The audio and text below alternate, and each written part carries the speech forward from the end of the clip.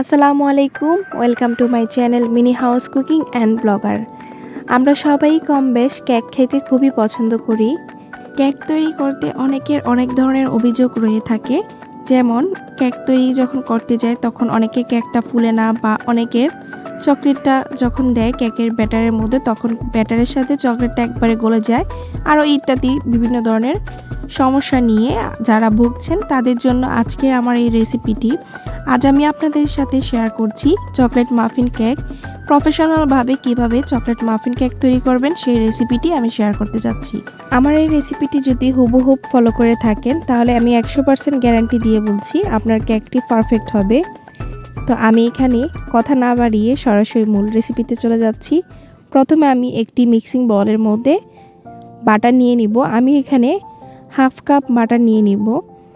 তারপর আমি এখানে চিনি দিয়ে দিচ্ছি হাফ কাপ। তারপর আমি এখানে চিনির সাথে বাটারটা খুব ভালোভাবে মিক্স করে নিব। বাটারটার সাথে চিনিটা মিক্স করে নেওয়ার পরে কিন্তু আমি এখানে ডিম দিব। সরাসরি ডিমের মধ্যে আমি বাটারটা দিতে যাব না।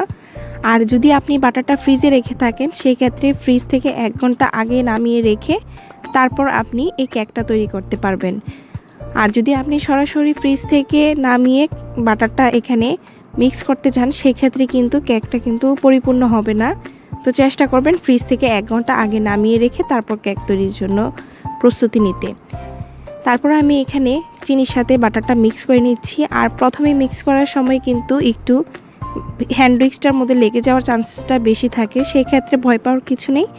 এভাবে প্রথমে লাগবে, তারপর কিন্তু আস্তে আস্তে কিন্তু বাটারটা কিন্তু গলে যাবে চিনির সাথে। আজ আমি কোনো ধরনের ইলেকট্রিক বিটার এখানে ব্যবহার করব না, আমি হ্যান্ড উইক্স দিয়ে কিন্তু ব্যাটারটা তৈরি করব কেকের।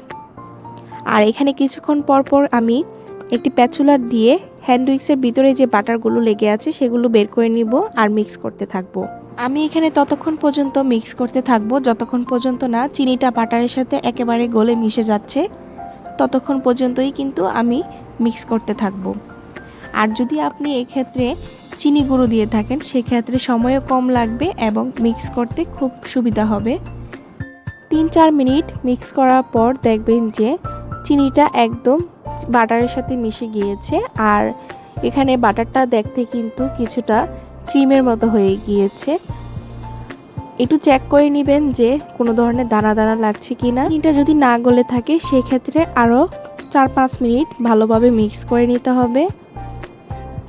এখন আমি এক এক করে বাকি উপকরণগুলো অ্যাড করব এখানে।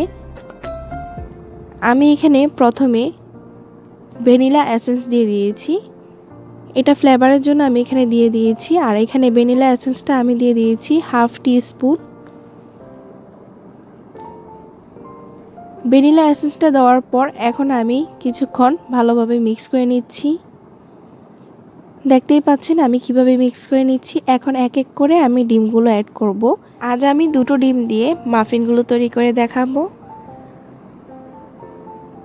যদি ডিমগুলো ফ্রিজে থেকে থাকে তাহলে অবশ্যই 1 ঘন্টা আগে ফ্রিজ থেকে নামিয়ে রেখে তারপর কেকটা তৈরি করতে হবে।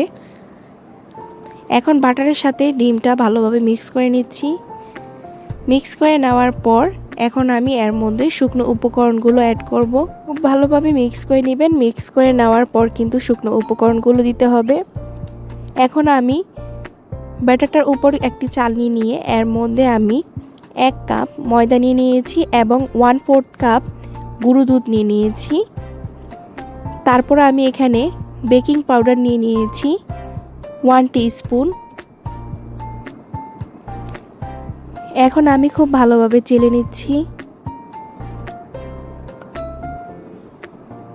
চেলে নেওয়ার পর দেখবেন যে চালের মধ্যে কিছু দানা দানা আছে, এই অবশিষ্টগুলো ফেলে দিবেন। এখন আমি শুকনো উপকরণগুলোর সাথে ব্যাটারটা মিক্স করে নিব। তার আগে এখানে আমি লবণ দিয়ে দিয়েছি পরিমাণ মতো। লবণটা খুব কম দিবেন, 1 চিমটির মতো। এখন আমি এই সবগুলো উপকরণ খুব ভালোভাবে মিক্স করে নিচ্ছি। একটু ঘুরিয়ে ঘুরিয়ে আমি মিক্স করে নিয়েছি প্রথমে।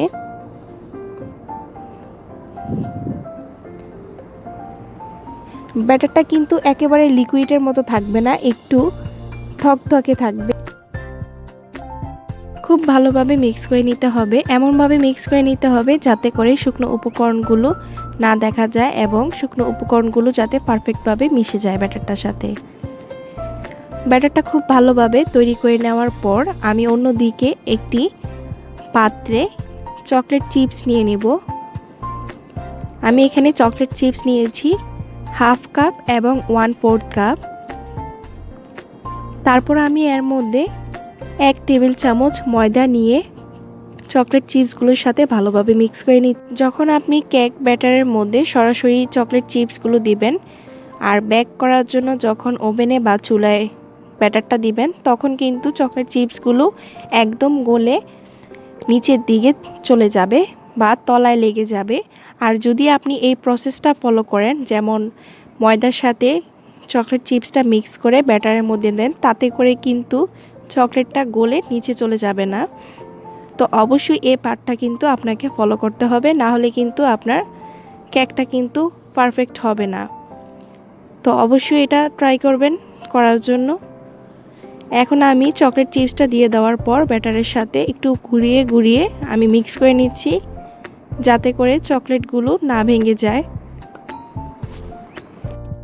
এই কাজটা কিন্তু খুব স্লোলি করতে হবে। যারা আমার চ্যানেলে এই ভিডিওটি নতুন দেখছেন, তারা অবশ্যই আমার চ্যানেলটি সাবস্ক্রাইব করতে ভুলবেন না। সাবস্ক্রাইব করার পর পাশে থাকা বেল আইকনটি ক্লিক করে নেবেন, তাতে করে আমার চ্যানেলের সকল আপডেট ভিডিওগুলো আপনার কাছে নোটিফিকেশন আকারে পৌঁছে যাবে এবং আমার চ্যানেলের আপডেট ভিডিওগুলো খুব শীঘ্রই দেখতে পারবেন। অন্যদিকে আমি এখানে কাপ নিয়ে নিয়েছি 6টা। কাপের মধ্যে এখানে আমি মাফিনের পেপারগুলো দিয়ে দিচ্ছি। আমার কাছে মাফিনের মোল্ডগুলো ছিল না, সেজন্য আমি এখানে চায়ের কাপের মধ্যে মাফিনের পেপারগুলো দিয়ে এর ওপর আমি এখন কেক ব্যাটারগুলো দিয়ে দিচ্ছি।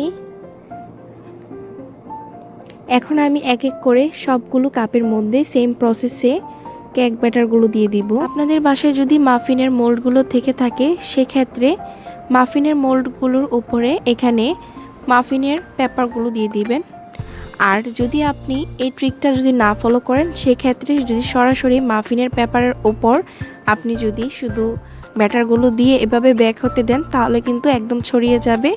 চেষ্টা করবেন মাফিন পেপারগুলো কাপ বা মাফিনের মোল্ডের মধ্যে দেওয়ার জন্য। এখানে আমার টোটাল 8টা মাফিন হয়েছে। এখন আমি 6টা ওভেনে দিব আর 2টো আমি চুলায় তৈরি করে দেখাবো। প্রথমে আমি চুলায় তৈরি করে দেখাচ্ছি। এখানে আমি একটি ভারী তাওয়ার মধ্যে একটি হাঁড়ি বসিয়ে এর উপর আমি 2টো কাপ দিয়ে দিয়েছি।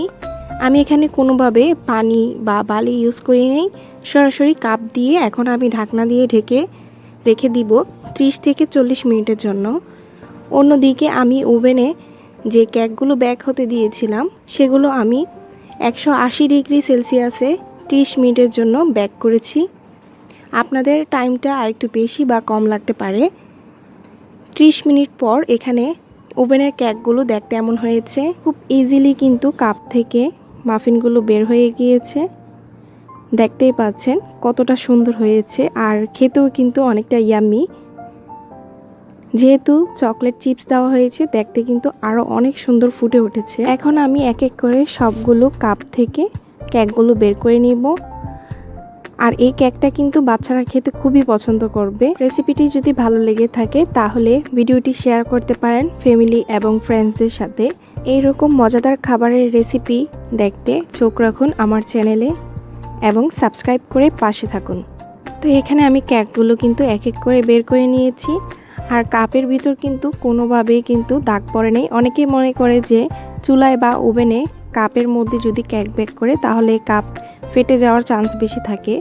তাদের জন্য আজকে আমি এই রেসিপিটাও কিন্তু তৈরি করে দেখিয়েছি যে কোনোভাবেই কিন্তু ওভেনে বা চুলায় যদি আপনি কেক তৈরি করেন, তাহলে কিন্তু কাপগুলো কিন্তু ফেটে যাবে না বা ভেঙে যাবে না। অন্যদিকে চুলায় আমি যে কেকগুলো বেক হতে দিয়েছিলাম, 30 মিনিট পর কেকগুলো কিন্তু তৈরি হয়ে গিয়েছে।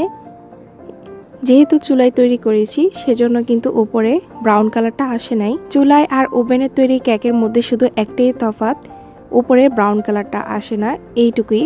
না হলে কিন্তু ওভেনের কেকের চেয়ে কোনো অংশে কম নয় চুলার তৈরি কেকটা। দেখতেই পাচ্ছেন এটা কতটা সফট হয়েছে। আমি একটু ভেঙে এখানে দেখাচ্ছি। চুলায় তৈরি কেকের ভিতরের অংশটাও কিন্তু একেবারে সফট, আর দেখতেও কিন্তু অনেকটা ইয়াম্মি। তো দেখলেন তো চুলায় তৈরি কেকটা কতটা সফট হয়েছে। প্রফেশনালভাবে কেক তৈরিটা আমি চেষ্টা করেছি ডিটেলসে বোঝানোর জন্য। চুলায় এবং ওভেনে কিভাবে কেক তৈরি করতে হয় সেটাও আপনাদেরকে দেখিয়ে দিয়েছি।